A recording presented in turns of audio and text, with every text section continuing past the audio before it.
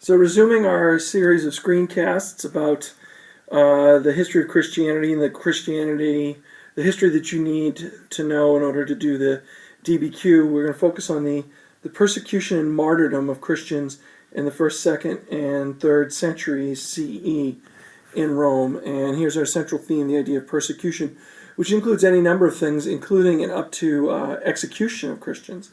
In our last podcast, we talked about Nero and his persecution of the Christians in Rome because of by using them as scapegoats for the fire in Rome in 64 CE that destroyed 3/4 of the city.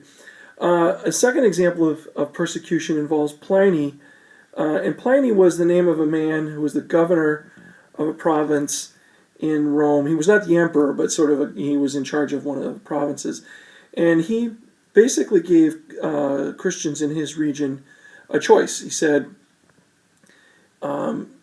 renounce Christianity, claim you are not a Christian, worship to the Roman gods, sign a pledge to the effect that you're not, pledge your allegiance to the empire and the emperor, and I will let you live. And if not, I will execute you. And many Christians chose not to renounce their faith and chose to become what we call martyrs, people who die for their faith.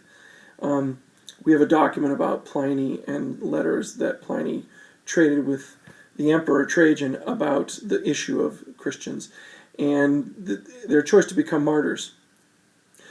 A little bit later on, about a century and a half later, the Emperor Decius was well known for blaming many of Rome's problems on Christians and persecuting them. As we know from earlier, we know that in the middle of the 3rd century CE, Rome is starting to come apart at the seams for a lot of reasons, chiefly because the empire had expanded too far. You can refer to the crisis in the Republic for that, crisis in the empire for that.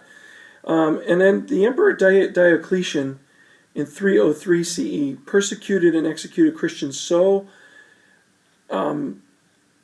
completely and ruthlessly that he began to generate sympathy among people who were not Christian for the rough treatment of the Christians.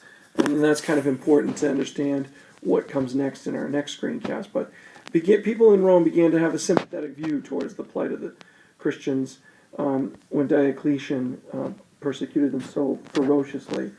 All of these